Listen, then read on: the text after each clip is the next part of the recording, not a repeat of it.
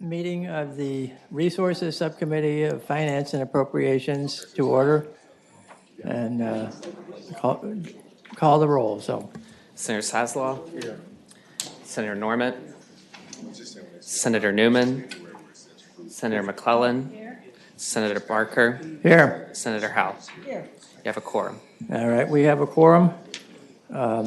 We had a couple of bills that had been referred back here from the full committee after having been heard on Tuesday.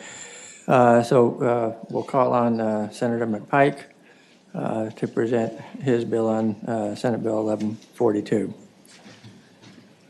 Thank you, Mr. Chairman. Senate Bill 1142, we have a substitute. Right. In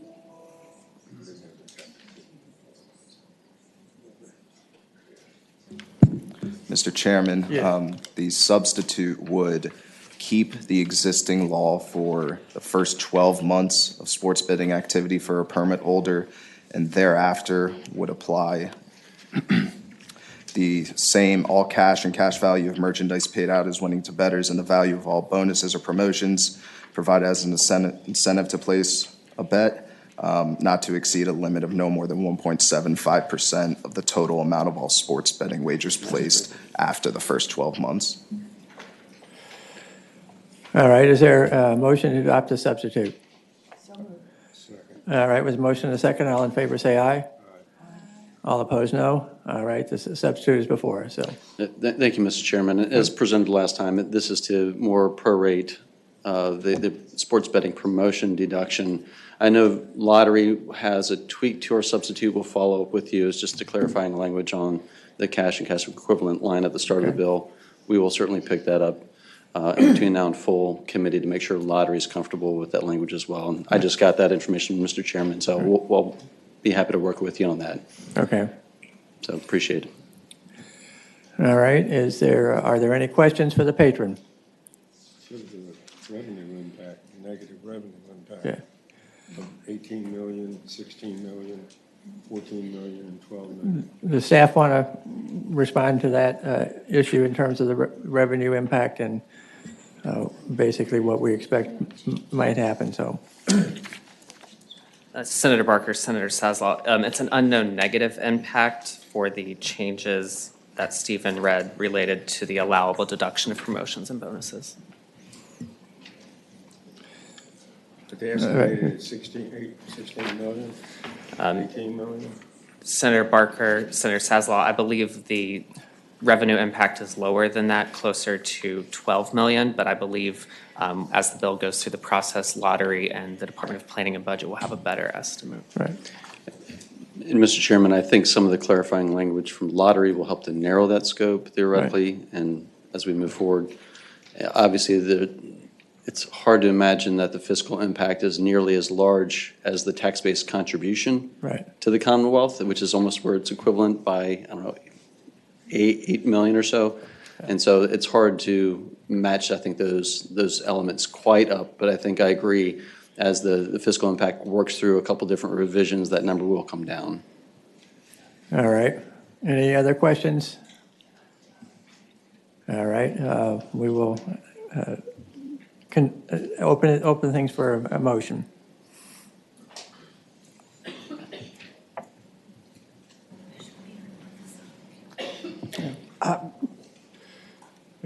I move to recommend reporting the substitute. Second. All right, we have a motion and a second to recommend reporting the substitute. Call the roll. Senator Saslaw. Pass for now. Senator Norment. I pass for a moment. All right. Senator Newman. Senator McClellan. Senator Howe. Aye. Senator Barker. Aye. Senator Barker, the ayes were 4, no 0, abstained 2. All right. Did you have one other? What? No, I just said pass for a moment. Yeah, he needs to. Okay. Sorry about that. Senator Norment. Aye. Senator Saslaw. All right. Senator Barker, 6 ayes, 0 All nays. right. The motion passes. The bill will be taken to the full committee, so. Thank you, Mr. Chairman. And the next is Senate Bill 1048 regarding our research and development tax credit. Several of you are members of JLARC, and you probably remember the report received earlier this year that had recommendations to restructure certain portions of the R&D tax credit. It's certainly a tax credit that is oversubscribed right now, but one of the JLARC recommendations, we took up 4 of them out of the JLARC recommendations in doing some restructuring to better target some of the small businesses. They found that the higher yield was for the R&D tax credits when available to smaller companies, and also in combination with our higher ed universities, created higher yields. And so that's what this bill seeks to do. All right. So this is a recommendation from JLARC then. All right. Any questions of the patron?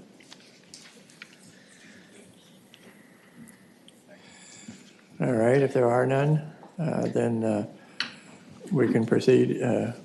And we have JLARC staff here if there's any questions on the report or follow up as well. Okay, good. Thank you. Any questions of the JLARC staff? All right. Anyone want to make a motion on the bill? Move to recommend reporting. Where is it? All right. There's a motion to recommend reporting in a second. Any further discussion? All right. Call the roll, please. Senator Saslaw. Senator Norment. Senator Newman. Senator McClellan. Senator Howe. Senator Barker. Aye. Senator Barker, 6 ayes, 0 noes. All right. Thank you, Mr. Chairman. Certainly, thank you. All right, Senator Eben. Thank you, Mr. Chairman. I've Senate Bill 1350, and I had an amendment in nature for substitute prepared that wouldn't divert money from the healthcare fund, but instead uses dual settlement funding and fines and licensing fees to offset the costs of seeing that we keep liquid and vaporized nicotine out of the hands of underage youth, modeled after best practices in Georgia, Connecticut, Kentucky, New Hampshire, and New Mexico. And I have Dylan Bishop from the Virginia Smoke-Free Association who can explain it better. But basically, what we're doing is requiring that those that sell these products be licensed, and that they could lose their license for repeated violations of selling to underage youth, which we know is a problem going on today. All right. You want to come forward? Sure. Mr. Chairman, members of this distinguished body, Dylan Bishop, on behalf of the Virginia Smoke-Free Association, collectively represent the interests of the vapor products manufacturers, distributors, and retailers, the legitimate actors that are paying the taxes, and are tired of getting a bad name by nefarious actors that are blighting the industry. So what this bill is seeking to do is to keep vapor products out of the hands of youth, and also to make the tax on liquid nicotine more equitable. The tax on liquid nicotine as applied to open or closed systems would not change. It would remain at 0.66 cents per milliliter, but it would augment and change the tax as it's imposed on liquid nicotine use in open systems. The FDA, former FDA Commissioner Scott Gottlieb, Dr. Gottlieb said that clearly there are different use patterns in these two different types of systems.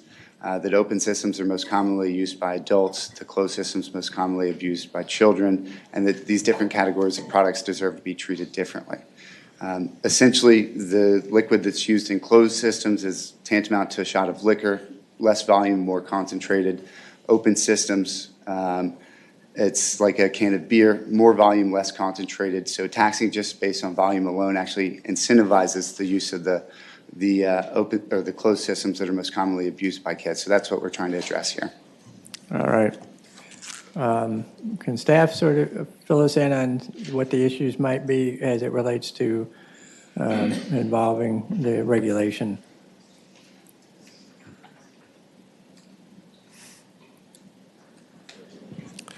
Sure. Mr. Chairman, so of course, as I think the issue is probably the main one is the Department of Taxation, kind of the appropriate agency to do this. It's kind of outside of their normal responsibility to enforce something like this. So that's kind of been one of the big questions is what is the appropriate entity to kind of enforce the requirements of the bill? All right. Yes. Mr. Chairman, if I might, the Department of Taxation is already the entity that's in charge of regulating cigarette tax stamps and the imposition of taxes on other tobacco products as well as cigarettes, so we thought that it would be the most appropriate entity here as well. Okay.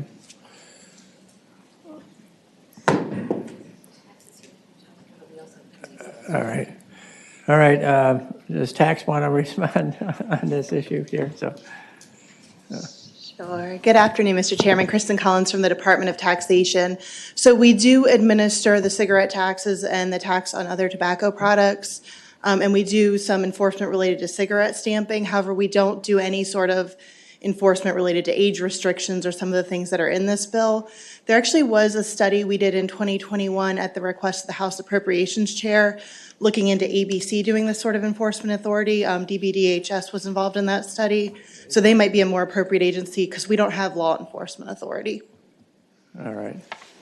And, Mr. Chairman, we're not asking them to enforce the age restrictions, just the licensing authority that would be lost if law enforcement cited someone for selling underage. Yeah. Mr. Chairman, I believe that there's a proposal from our staff of a substitute, if that could be described. Mr. Chairman, the proposed substitute would direct the Secretary of Finance to assess a potential licensing scheme for liquid nicotine manufacturers, distributors, and retail dealers, and determine the most appropriate manner and entity to enforce and administer the licensing, age verification, product verification, and advertising restrictions related to the sale of liquid nicotine. All right. Is there a motion to adopt that substitute? So moved. All right, we have a motion and a substitute to adopt the substitute. All in favor, say aye. Aye. All opposed, no. All right, the substitute is adopted.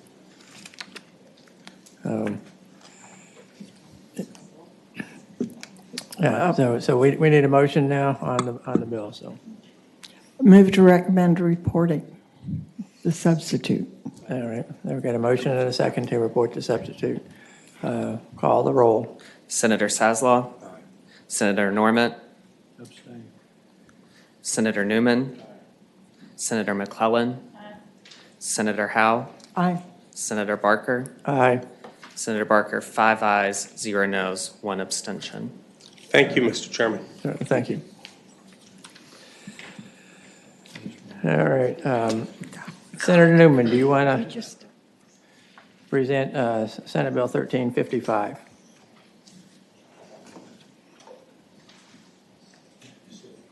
Right, that's fine. Okay.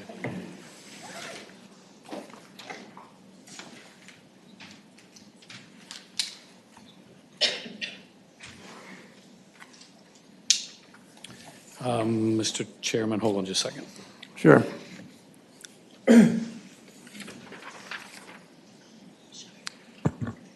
Mr. Chairman, I really don't think I need to go into great detail about this. We had a great discussion about this at our last meeting. The bill came back. This is the corporate tax relief. Mr. Chairman, for all the reasons that I've stated before, I'm in favor of it.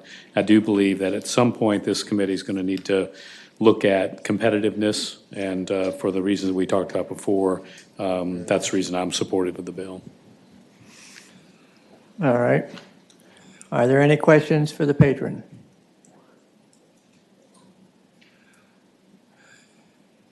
All right. Then we're open for a motion. Mr. Chairman, I move the bill be reported. All right, a motion and a second to have the bill be reported. Substitute motion Yes. that the bill be passed by indefinitely. Recommended. Right. All right, we have a recommendation to pass by indefinitely. Is there a second? All right, we have a motion and a second. We take up the substitute motion first. Call the roll. Senator Saslaw. Senator Norment. Senator Newman. Senator McClellan. Senator Howe. Senator Barker. Aye. Senator Barker, the ayes are 4, the noes are 0. Okay, we'll take that recommendation to the full committee then. All right, Noes are 2, sorry, sir. yeah. All right, Senate Bill 1451, Senator Norman.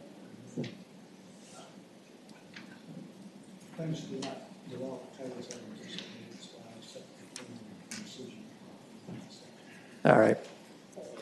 All right, thank you. All right, now we will take up bills that he left it as passed, as it was, which was passed by indefinitely. So we got to vote on it. No, he was just leaving it that way, so we'll go back to the full committee. With a recommendation for what? The passed by indefinitely, so Okay. right, that's what he acknowledged, so. All right, and then there are bills that have not been heard in this subcommittee. I guess Senator D-Steph is not here. Senator Newman, 892.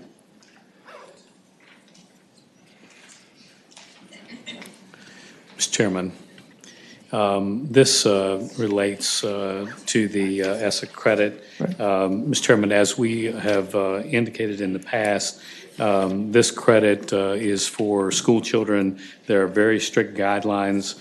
Last year, as you'll recall, there was kind of a discussion about the fact that there is currently a cap on these funds, but in fact, they have been utilized or underutilized in the past. If you go over the bill in 892, you'll recognize really in lines 49 through 57 why we ended up having to go through the process of reestablishing the full cap as opposed to lowering it. The fact is that when we passed this, we put in so many restrictions in that section that it becomes very difficult to utilize all of the funds. Mr. Chairman, families who meet the income requirements and all of the eligibility requirements but did not attend a public school for at least a half a year are not eligible for the program. This really just fixes that. It is critical to indicate that for this bill and for my next bill and another bill that Senator Norman has, is that the $25 million credit cap is not changed. So nothing in this will have an impact on the budget as it relates to the cap. I think that the current budget has the entire $25 million in the program. Mr. Chairman, I believe that there are also some individuals here that are here to speak in favor of the bill. I did not know they were here till today, but I'm delighted if you would consider it to allow them to speak. Certainly.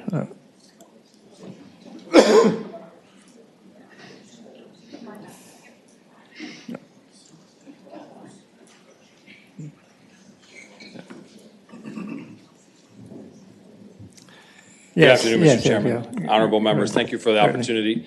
I'm Peter McCourt, the head of school for Cristo Rey Richmond High School, which benefits tremendously from the EISTC Tax Credit Scholarship Program. And I brought some of our students who are studying government who would like to speak to you on behalf of the bill. All right. Good afternoon. My name is Sochi, and I'm a senior at Cristo Rey High School. I was born and raised here in Richmond, but my parents are originally from Mexico. I have 5 siblings, all brothers, and I currently live with 3. Being a Cristo Rey student has been the best thing for me.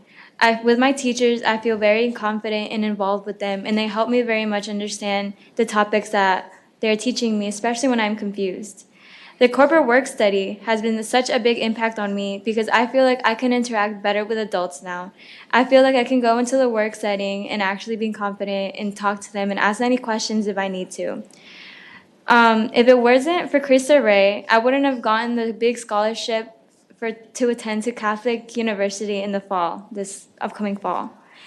I plan on studying psychology because the importance of teens and kids' mental health is something that I have been thinking about for a very long time now. We appreciate the support our school has received from the Tax Credit Scholarship Program. I hope you continue to support and extend the tax credit program so hundreds of students like me can pursue our academic and professional dreams. Thank you. Thank you. Next. Good afternoon, everyone. My name is Rosemary Rocky, and I am a senior at Cristo Rey Richmond High School. I live in Chesterfield with my parents and sister who are from Peru. Cristo Rey has given me many opportunities that I could have not gotten in a public school. Two that come in mind are the work study program and having the ability to have a college advisor. Many students in public high schools do not get the chance to work in a company and get real-life work experience at a young age like myself. Cristo Rey has given all their students a great opportunity to give us a reality of what work life is really like in many areas that range from businesses to hospitals. Cristo Rey is passionate about sending their students to,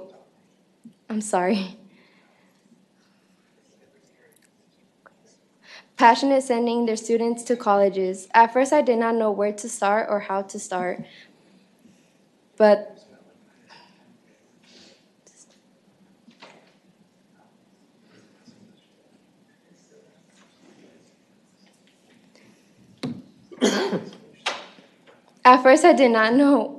where or how to start with the process of going to college. I needed help with my applications and personal or supplemental essays.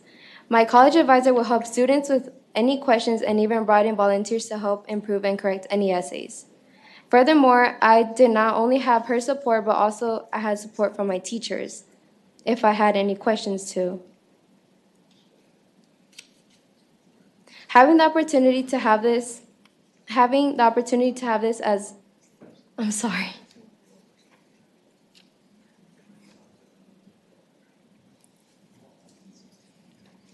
Many families get the opportunity to have a better educational experience and future if their students come to the school.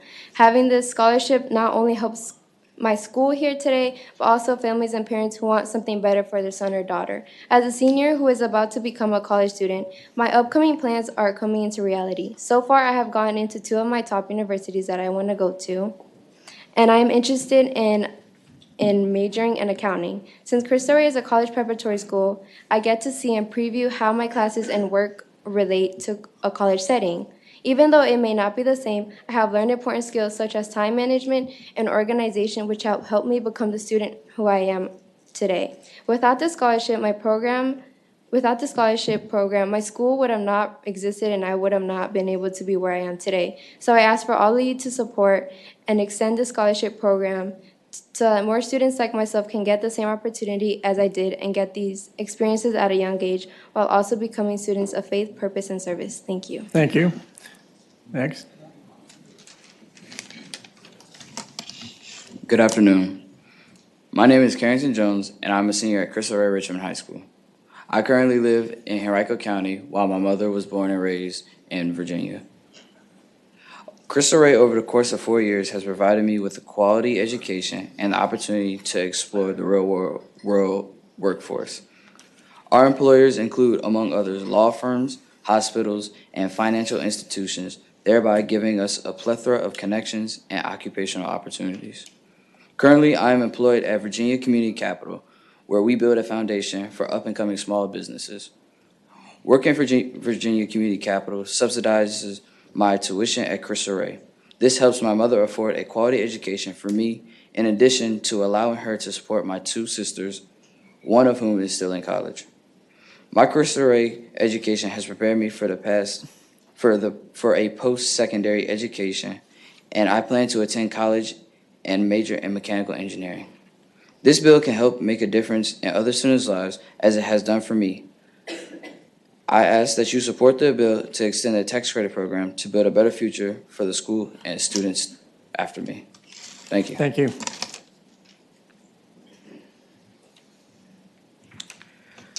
My name is Santiago. I'm a 12th grade student currently attending Cristo Rey Richmond High School.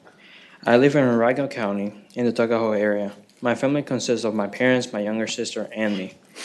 We immigrated from Venezuela 6 years ago, leaving everything we ever knew behind. Therefore, I am very appreciative that this institution found me when it did. This school has been one of the biggest influences for the past 4 years of my life.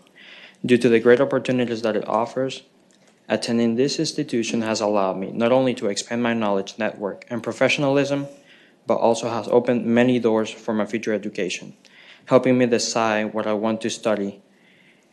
In the corporate work study program, I currently work at St. Mary's Hospital, where I can see doctors that work there every day. I am incredibly grateful for the tax credit scholarship program, which has allowed me to attend to Cristo Rey. Otherwise, it will be extremely difficult for my parents to afford the school's tuition.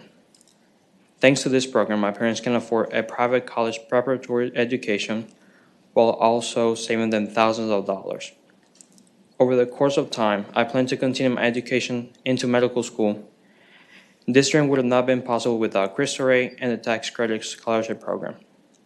Extending the tax credit scholarship program would allow Cristo Rey to provide more chances to current and future students coming from low-income families. With that being said, I kindly request you please consider supporting expanding the bill that allows hundreds of young people to succeed. Thank you. Thank you. Good evening. My name is Amaya Herring, and I'm a founding class member of 2023 graduating class at Cristo Rey Richmond High School. I live in the south side of Richmond with my mother and my oldest brother. My mother is a single parent that had to raise me and my brother on her own with the help of my grandmother and family members and family friends.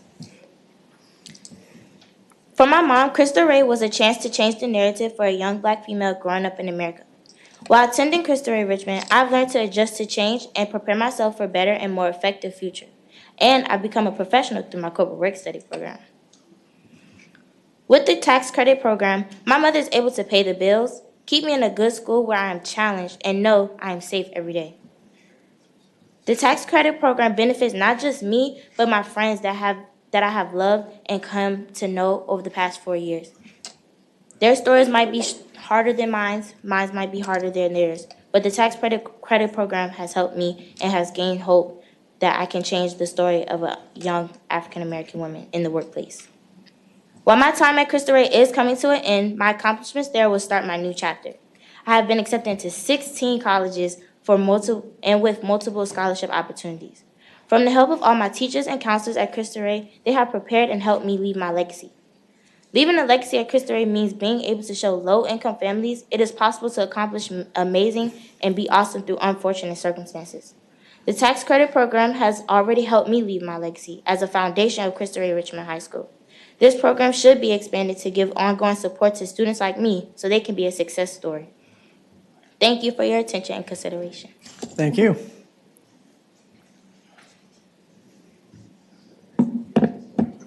Hello, everyone. How are y'all doing today? Go ahead. Okay.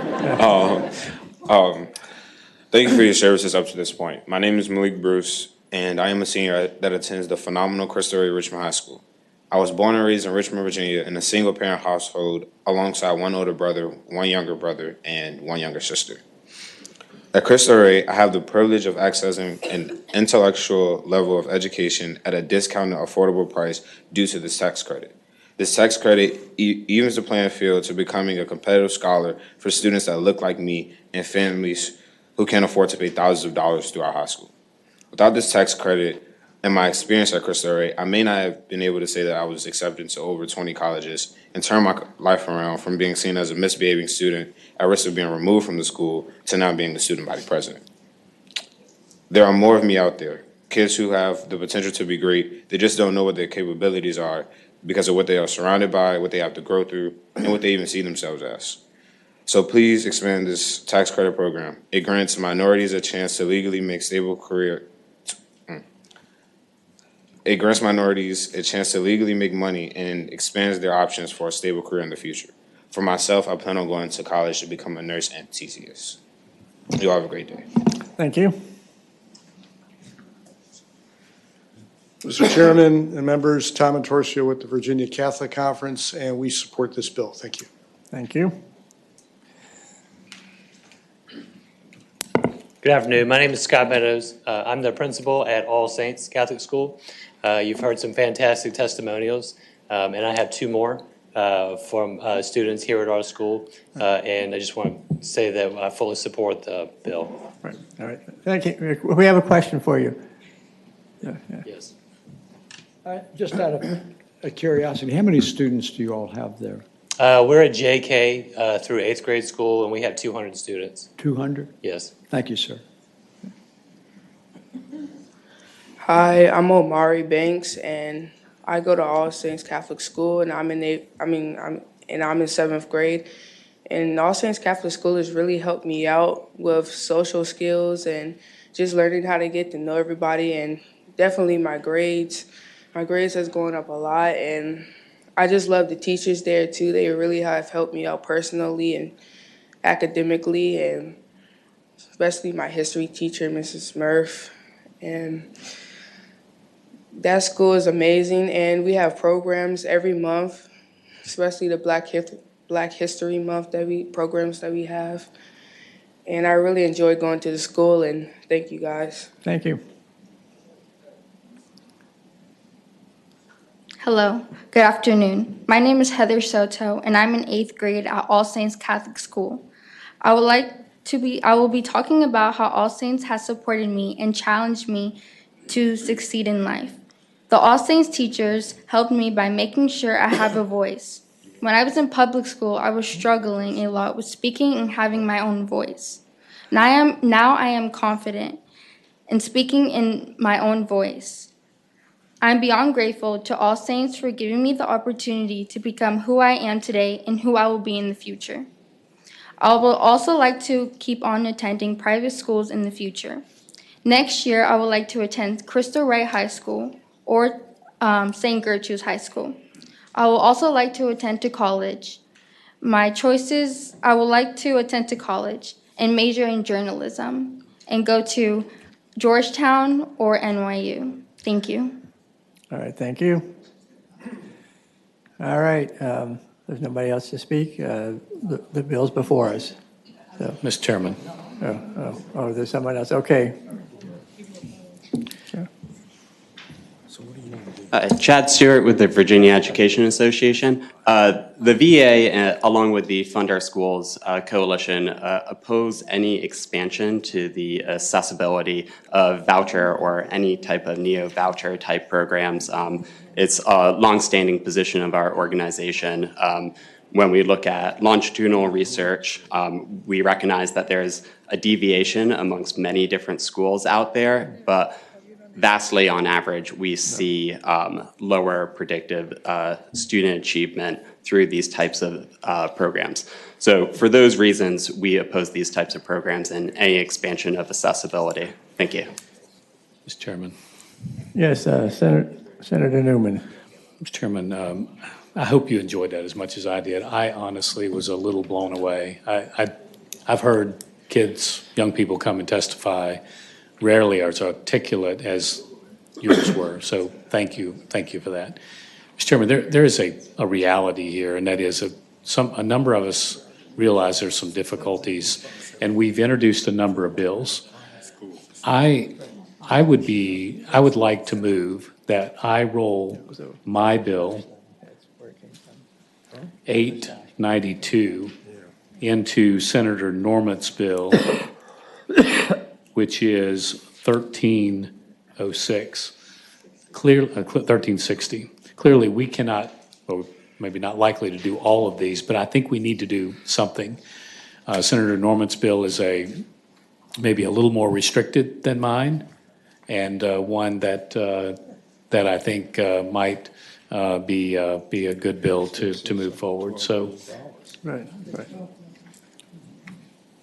So when it comes to the financial portion of this, just to be clear, there is no change to the cap. There will not be any change to the current cap that is in there. So in an effort to get what I hope is at least one of these bills moving forward, then if we act on Senator Norman's bill positively, I would have a similar motion on my other bill, which would be 893. So, Mr. Chairman, if you will, I would like to move that we move Senate Bill 892 and roll it into Senate Bill 1355.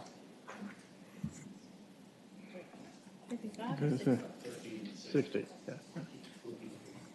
Okay. All right, we have a motion to roll 892 into Senate Bill 1360 from Senator Norman. And, yeah. Call, unless there's any discussion or questions. Wait a second. Yeah. Senator So this is Sassler. rolling 892 into 1360. This is 25 million bucks. Yeah. All right. We will vote now, so we have the motion and the second's been made to roll 892 into 1360. Senator Saslaw. Aye. Aye. Senator Norman. Senator Newman.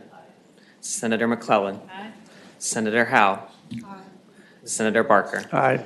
Senator Barker, the ayes are 6, the noes are 0 to incorporate Senate Bill 892 into Senate Bill 1360. All right.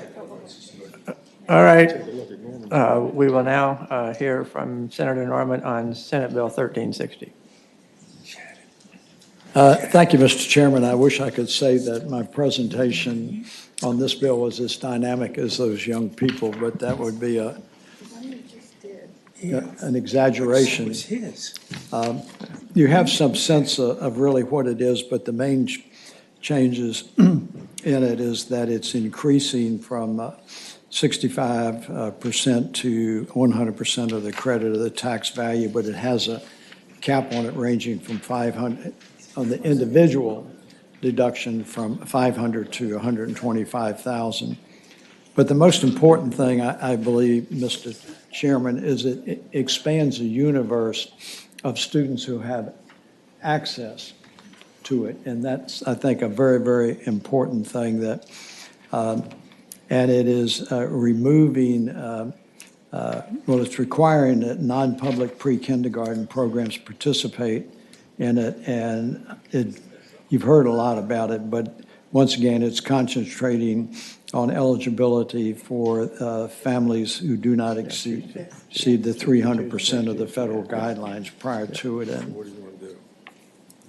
Mr. Chairman, I'm Yes. sorry, you finished? No, we go know ahead. what it is now. Senator Newman did a lot, but I just am curious about what you're saying. What I would like to suggest, because there's a lot of confusion around this, that we pass this by for the day and that both of your bills and look at them again next meeting. Madam Chair, if we do that, maybe we can also, I don't know if Senator Ruff is okay to do that too, but Senator Ruff has a really good bill too. But I think everybody recognizes we just need to do something, and passing them all by probably works out fine. I'll get a copy for you. All right, so Senator Howe, you making a motion to pass by for the... By for the day. All right. Proposal is motion is to pass it by for the day. That's just a voice vote. Yeah. So that would be just a voice vote. All in favor of passing 1360, which now has 892 incorporated into it. Pass by for the day, then all in favor say aye. All opposed, no. All right. 1360 is passed by for the day. Mr. Chair? Yes. I'm sorry. Did we do anything with Senate Bill 893? No, we have not handled it at all, no. Mr. Chairman, if you're okay with it, I'd like to have that bill go by for the day as well. All right. The motion is to have Senate Bill 893 go by for the day. Is there a second to the motion? Second. All right. All in favor say aye. Aye. All opposed, no. All right. That goes by for the day.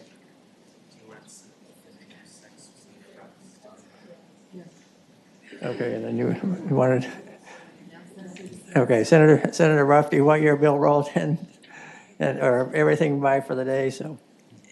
Well, Mr. Chairman, there Yes. is a substitute for 1506, which deals with the neighborhood assistance, which we refer to as the STOSH bill. Right. This is the son of STOSH. Right. It removes it removes any money involved. Okay. It leaves the cap where it is.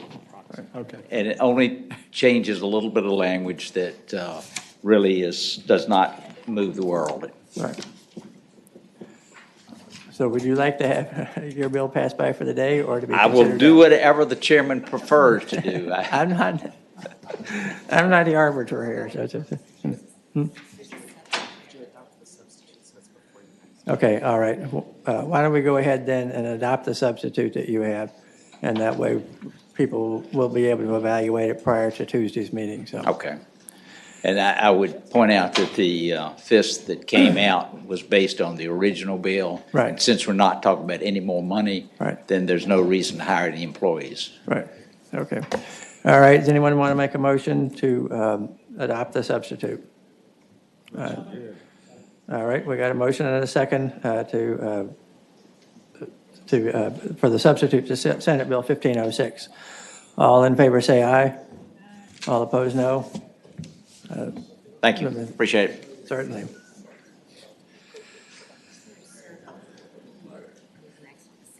Okay.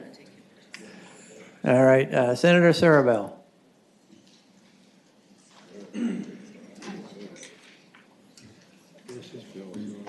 He's got two bills. Good afternoon, Mr. Chairman. This is Senate Bill 1066. This bill has to do with the historic tax credit. So in 2017, the legislature, I guess, provisionally enacted a $5 million cap on the amount that a single taxpayer can claim on a historic tax credit per year, but not a cap on the entire program or a cap by project. So for example, if somebody had a $20 million credit to claim, they had to claim it over 5 years or 4 years instead of over in 1 year. And I think part of the idea was this, to try to generate some stability, predictability, and revenue projections. And it was not, I don't think it was a concern with the effectiveness of the program, utility of it, or anything like that. And if you look, the fiscal impact of this legislation that you have before you is zero, or it's indeterminate. But it is zero because it doesn't change. It doesn't really change what people can claim. It just changes the period of time over which they can claim it. So basically, what the bill says is that it raises the cap per taxpayer from 5 to 10, and then it says that in an enterprise zone it can go to 20. And a lot of these historic tax credit projects, the bigger ones, tend to be in enterprise zones because they tend to be sort of more depressed, underutilized industrial areas that we're trying to revitalize. So I would just like to say that, the Historic Tax Credit Program is an incredible program. When I lived in Arlington for about 3 years, I served on the Historic Affairs and Landmarks Review Board in Arlington. And we had jurisdiction over all the historic properties in Arlington County, and that made me familiar with the program. Today, I live in a historic district. I own a property that's on the National Register in New York. This bill wouldn't affect me at all. Just want to make that really clear. But I really believe in the effectiveness of the tax credit program. What this does affect are some of the largest projects in the state. So for example, right now, the owner of the homestead is currently using historic tax credits in part to fund the renovation of the homestead.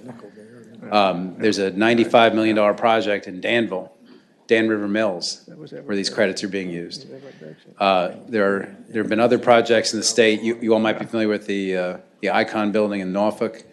There's a $50 million project there where that got redeveloped. According to DHR, this program generates $3.50 of value in every dollar for every taxpayer dollar that goes into it in the first 3 years of a project, and the entire project is funded by its revenue, by its tax revenues within 10, and it generates $5.35 for every dollar invested over 20 years.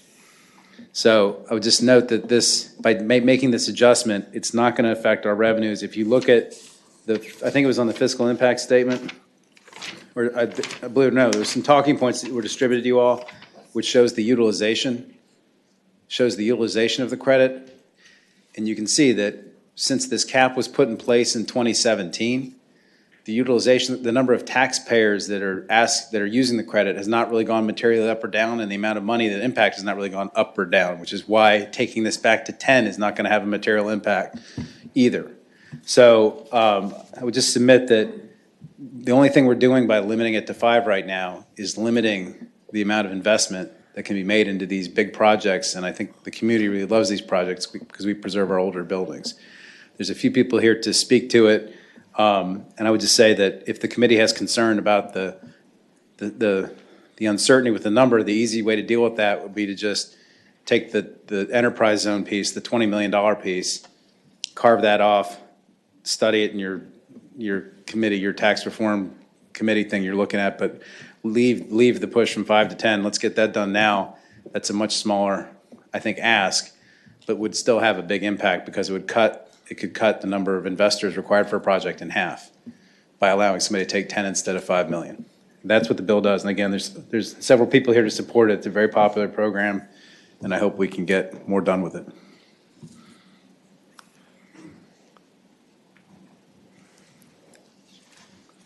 Good afternoon, Mr. Chair and members of the committee. I'm Kelly Harris Braxton with Virginia First Cities, and I'm here to support Senator Serval's bill. The 16 members of Virginia First Cities are united in their support for the expansion of the historic tax credit program. The program is responsible for so many of the good things that have happened in our landlocked cities that are unable to grow our tax base by expanding our borders. Providing incentives to get historic, beautiful buildings back into productive tax-producing revenues is a win-win for our cities, for historical context, and for the Commonwealth, and we strongly support the bill. All right, thank you. Thank you, Mr. Chairman, members of the committee. I'm Mindy Carlin, speaking on behalf of the city of Suffolk. This is a valuable tool that our city has used, and we support this legislation. Thank you. Thank you. Thank you, Mr. Chairman. Bill Roach, Commonwealth Advisors. I want to thank Senator Serval for sponsoring this bill. I'd just like to elaborate on the project in Danville, Virginia. We're talking about a $95 million investment in Danville. Not Northern Virginia, not Richmond, not Hampton Roads, but Danville, Virginia is getting a $95 million project. Who wouldn't be excited about that? Not only are we preserving a 600,000 square foot facility, but what the mayor is excited about is that this project is creating 300 construction jobs. 535 permanent residents will live there, and they're going to have 584 full-time employees working at the White Mill in Danville, Virginia. Okay, so we're talking about housing, job creation, and future economic growth. So when you think about this bill and how it's going to impact the budget, increasing it from 5 to 10 won't have as much of an impact as rising interest rates, supply chain issues, just issues, macroeconomic issues have more of an impact on this program than the $5 to $10 million increase. So I hope you view it favorably. Thank you. All right. Anybody opposed? Could someone from tax come up and help us in terms of the, what the impact of it might be, and what you did in terms of the fiscal impact statement? So. Sure. Good afternoon, Mr. Chairman. Kristen Collins from the Department of Taxation. So the prior to, I believe it was 2017, there was no limitation on the credit.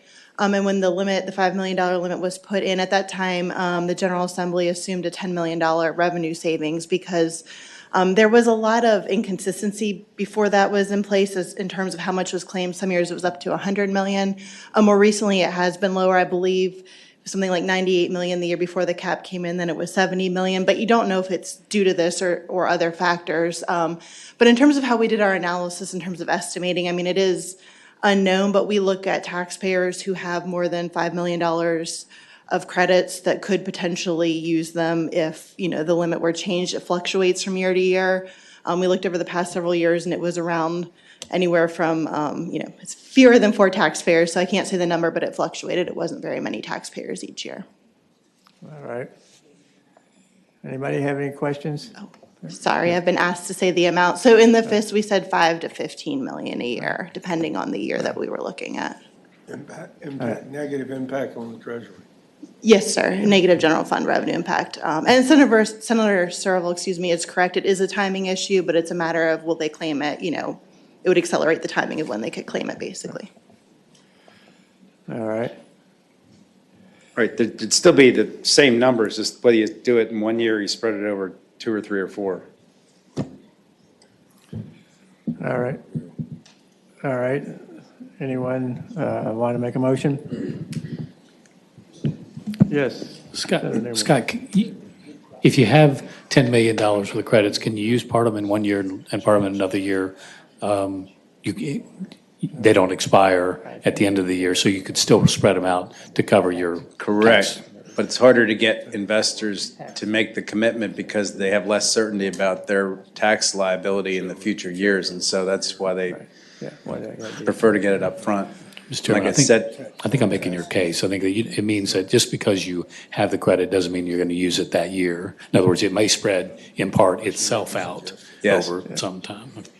Right. My bill basically shortens the spread. And like I said, if there's concern about the $20 million in the enterprise zones, which would be a quadrupling of what's existing, you push that to the study, leave it at the 5 to 10, that would be sort of a middle ground while you can study the rest. All right. Does anyone want to make a motion?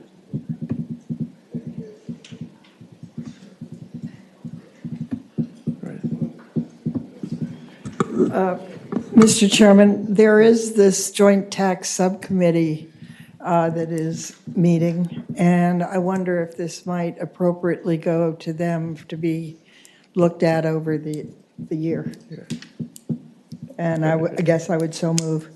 All right, well, the motion to send this, to pass it by indefinitely and send it to the joint tax subcommittee that we've established. Is there a second? I'll second. All right, we have a motion and a second. If there's no further discussion, call the roll. Senator Saslaw. Aye. Senator Norment. Aye. Senator Newman. Senator McClellan. Senator Howe. Aye. Senator Barker. Aye. 6 ayes, 0 noes. All right, and Senator Searle has another bill, but we're going to pass that by for the day. I didn't think it was put on the docket. It was on the docket. It came off yesterday, I think. Okay. Okay. All right. All right. Senator Rouse is here. Oh, yes, Senator Rouse. Junior Senator, get to come last. The junior senator. So, The junior senator. Thank you so much for having me. I will be quick. With this, I have an amendment also to Bill 1525. All right. And I also have experts on hand, students from Princess Anne High School from Virginia Beach with the Food Rescue US. And I have the Virginia Food Industry Association is on hand, as well as the Virginia Agribusiness Council and Virginia Farm Bureau. Basically, what this amendment does, it was brought to me by Farm Bureau. It includes fruit crops to what is allowed to be donated. The introduced version excluded fruit crops. The amendment also strikes labeling requirements under the definition of wholesome foods. And so today, I bring to this subcommittee a bipartisan tax credit that sunset last year. That tax credit was first successfully introduced in 2016 by Senator Craig Deeds and former Republican delegate Ben Klein, and it is supported by the Virginia Farm Bureau, the Virginia Agribusiness Council, Federation of Virginia Food Banks, and the Virginia Food Industry. This bill will reinstate the food crop donation tax credit. And so I ask for your support. All right. So we also, I'm sorry, Mr. Chair. Yes. There is a line amendment also for line 56. It inserts in line 2 that the provisions of this act shall be effective for taxable years beginning on and after January 1, 2023. All right. There was also I think, so there's, you had Yes. this potential substitute. Yes. And then we also had staff draft a substitute, so. Yes, substitute. Why don't we have a presentation on that, so. No, we have 2 substitutes. Yes. Good. Mr. Chairman. On his, on his or the staff's? No. You're asking us to explain this? Explain the substitute that could be offered, so. Mr. Chairman. Yes, proceed. The senator explained his substitute. For the committee substitute, we would instead move wholesome food into qualifications for the Virginia Agricultural Food Assistance Program and Fund, and slightly change the definition of wholesome food in that it must be readily marketable. Mr. Chairman. Yes, Senator Norman. I apologize for being dense. The amendment in the nature of the substitute that was distributed to us that's before us, is that staff substitute? No, that is, the substitute has been offered. The senator's substitute. Yeah. Can we have staff substitute distributed? Yeah.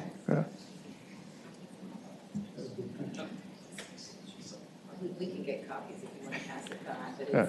Is it online? no, it was a request of the co-chair. Right. Mr. Chairman. Yes. You want to explain Senator what Nimitz. it is? Mr. Chairman. Yeah. Explain it again and then Senator Nimitz. Mr. Chairman, I was going to just So say. you're making it a grant program? Mr. Chairman, sorry, the existing grant program for the Virginia Agricultural Food Assistance Fund, we are moving wholesome food into qualifications for that. So, Mr. Chairman, I think that's a good thing for you. Thank you. And so it's a win. I move we adopt the Exactly. substitute. Thank you. Thank you, All right, Senator. yes, yeah, we got the committee Substitute. substitutes. All right. Thank you. Substitute. As well. And I think, April substitute. all right. Tyler substitute. All right, we have a motion to adopt the committee substitute and a second. All in favor say aye. Aye. All opposed, no. All right. All right, I move the, Mr. Chairman, I have an expert here who's want to make sure we correct the movement of the fund into the correct grant. My expert. Okay. All right. Mr. Chair, Sir. Zach Jacobs, Virginia Farm Bureau. The intent of the bill was to continue the food donation tax credit and not move wholesome food into the credit or the program that was referenced here, but to add wholesome food along with food crops and extend the date, increase the exceed or the maximum credit, and then the percentage of the fair market value. So just want a clarification on that one. Take the Okay. one. Yeah, I think. So, yeah. So legal, yes. Yeah. So it is no longer a credit. We are updating the provisions of the Virginia Agricultural Food Assistance Program and Fund. We are adding wholesome food, defined to be food that meets all quality standards imposed by federal, state, and local laws and regulations that is readily marketable, and then allows grants from the fund to include wholesome foods that are donated. So that's an increase in. Jesus Christ. Yeah. Sorry. Good evening, Mr. Chair, members of the committee. Heidi Hertz with the Virginia Agribusiness Council. The original intent of the senator's bill was around the previous food crop donation tax credit, which sunset. The Virginia Agriculture Food Assistance Program is indeed a separate program, not a tax credit. Right. So I think that is the confusion. It is, but my understanding is that this increases the support for wholesome foods, if I'm misunderstanding. Yeah, I think one of the potential differences here is that if you do the tax credit at 250, you never get beyond 250, whereas with a grant program, we can put more money into the budget than would be the amount that's proposed for the tax credit. You want to keep it as is and just. Thank you, sir. As you originally had, the bill is, I think, the intention that you had to reinstate that food crop donation tax credit. I would like, Madam Chairman. Yes. Just to point out that you can risk losing the bill. Yeah. No good deed goes unpunished. That's right. Mr. Chairman, what I would submit to you is that, again, try to do something good, but the experts seem to want something different. They just, this bill was just aimed at Again, the food, the wholesome food tax credit. Right. I see the good that this board was trying to improve upon that by moving it to a grant process that can basically opens the caps towards it, which increases more funding to it. Right. So I would, again, no good deed goes unpunished. Yes, indeed. So if we can allow this bill to go by for today, to confer with the experts, I really like your recommendations. Mr. Chairman. Yes. Senator I know Norman. it's not a comfort to you. We've all stood there and had this happen to us, so don't feel bad. Thank you, Senator.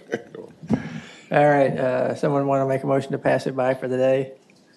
All right, that's what he wants. All right, okay, we have a motion and a second to pass it by for the day. All in favor, say aye. All opposed, no? All right. Well, thank you. All right.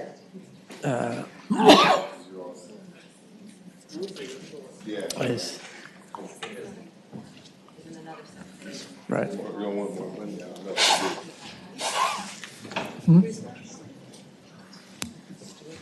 I need to tell them they're better off with the grant program.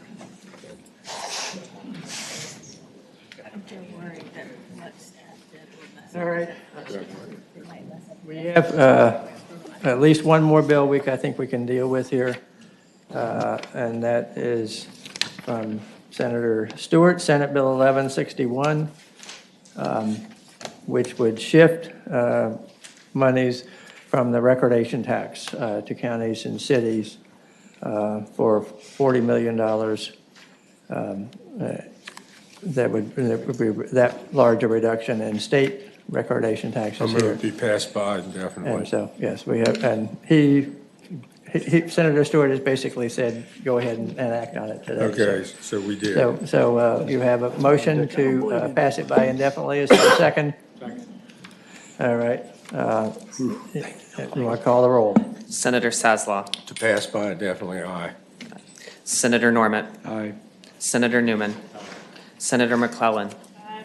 Senator Howe. That's a bridge too far. Senator Barker. Aye. Senator Barker, 6 ayes, 0 noes. Okay. All right, Senator Mason. Yes, sir, Mr. Chairman, my apologies. I was in the gaming sub, so if y'all would like to discuss these next two bills for the next couple hours, that'd be fine with me, sir. I've got some time on my hands over here. Either that or we all play bingo. So. I have 997 and 1210. Which would you like, Mr. Chairman? Oysters and income tax. Why don't you try the income tax first? Okay, thank you, sir. The Virginia National Guard, I think we gave them a $3,000 income tax credit about 1994. Right. And so it just hasn't been adjusted, hadn't been updated. We're trying to move that up to 6,000. We do move it to the peak up from, it was 03 and below, now it's 05 and below. I should be a little more boned up on what my O's mean as far as rank goes, but we did expand the number of people that would be eligible for it. And the average part-time guardsman makes about $5,700. Right. So it should cover the bulk. Yeah. And we did establish a couple of decades ago, I think, a similar type of system for people who are in active duty in Virginia, and it was targeted specifically at the lower rank individuals there. So, yes, sir. So is there anyone who wishes to speak to this bill? So come on up. I've been doing it for 2 years, and I think it's quiet. Good evening, Mr. Chair. Yes. Honorable senators of the committee. Thank you for affording me the opportunity to speak with you this morning. My name is Andrew Zeplicki. I'm the president of the Virginia National Guard Association, representing the 10,000 National Guard soldiers, airmen, and their families.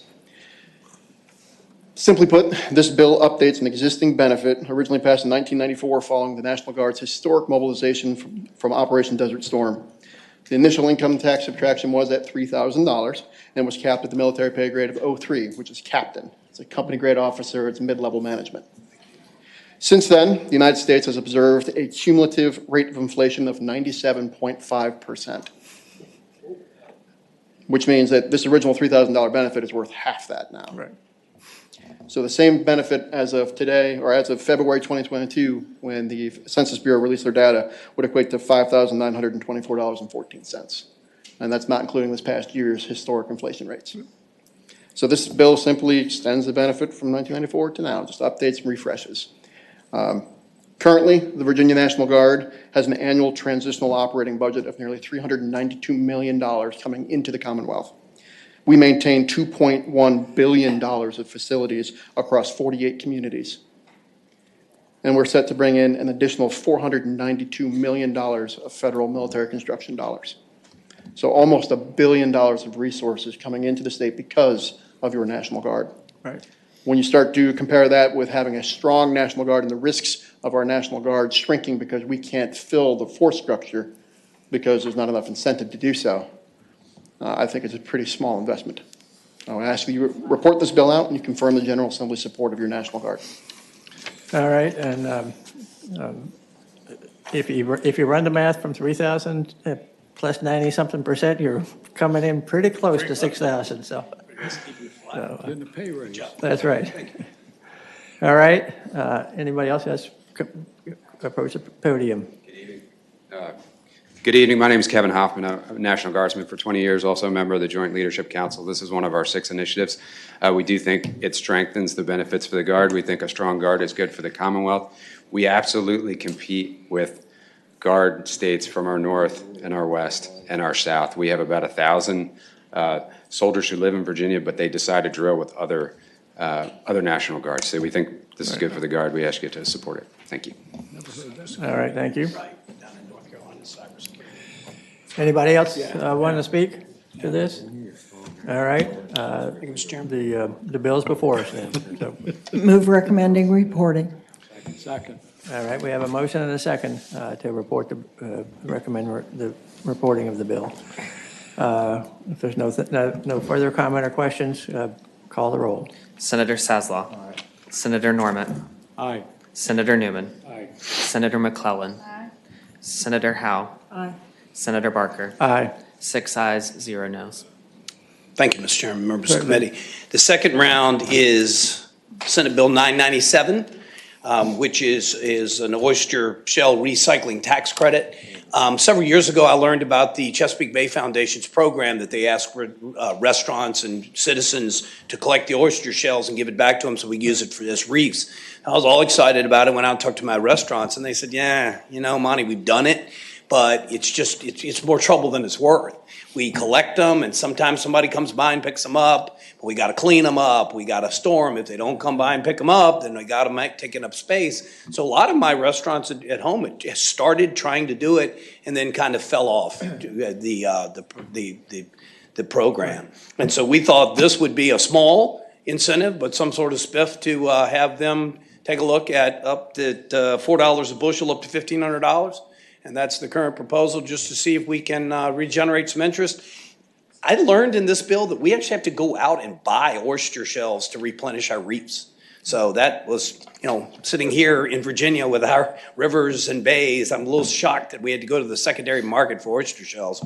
Senator Salzall looks like he knew that, but that was news to me. So. All right. Excuse me, Mr. Chairman. Yes, I neglected to mention that we have an amendment Yeah. because the Virginia Marine Resources Commission thinks great of this program, but we wrote them in a way that could be more than $250,000 because they might have to set up their own program. Their support, I'm not saying they support the bill, they support the effort, and are willing to work, but they requested we draw them out so that the people that have programs set up know how to do this and are currently operating it are doing it, and we're not looking to VMRC to start from scratch. Thank you, sir. My apologies that I forgot to mention the amendment. All right, so that amendment, council, do you have the amendment? Mr. Chair, the senator described the amendments eloquently. Okay. All right. I have a question. Yeah. Well, let's do the. Excuse me. Yeah. We have your amendment. Is there a committee substitute? Mr. Chairman, there is a committee substitute that would amend the provisions for the Oyster Replenishment Fund and expand that. Currently, they only collect money from oyster resource user fees. This would expand it and allow more funds to be appropriated for the purpose of oyster replenishment projects, recycling, and growing oyster populations. All right. Do we Sounds need better to than vote? most substitutes committees drop on me, Mr. Chairman. Oh, yeah. Do we need to vote on two actions? First, the amendment related to the Virginia Marine Resources, and then the substitute? No, they didn't do that. Okay. Got it. All right. Does anyone want to make a motion for the committee substitute? So moved. All right. Is there a second? Second. Motion and a second. All right. Call the roll. Just so. Yes, I'm sorry. Yeah. Aye. Yes, all in favor say aye. Aye. It actually helps them more. Yeah. Second. Yes. And we have a motion to report this as I do have a amended. question. Yes, Senator Norman. Senator Mason, if we're going to give a credit of $4 per bushel, who counts the bushels? I'm serious. No, it's a great question. Mr. Chairman, Senator Norman, I think we are relying on and working with the collection group, the Chesapeake Bay Foundation, that actually has to get these things, because they got to figure out how to go pick it up, and so they will be keeping track of that. Okay. That's a great question. It looks like a bushel.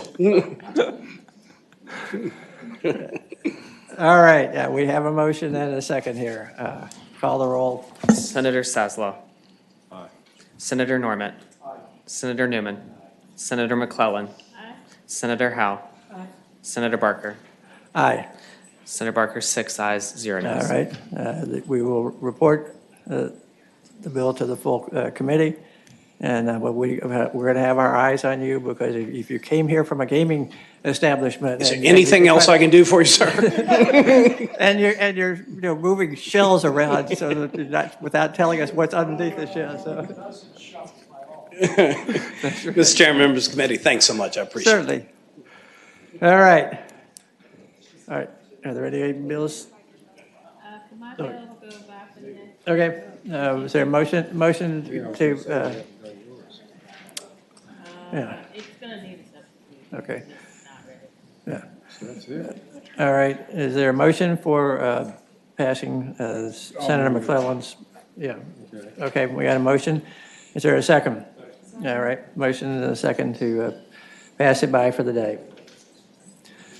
All right. All in favor say aye. Aye. All opposed, no. That bill is passed by for the day. That should be it. Yes. Anything else? What's it? Oh, that's right. We did not do that. Yeah. Okay. Anybody want to make a motion to pass Senator Steph's bill by for the day? So. All right. All in favor say aye. All opposed, no. All right. We're done.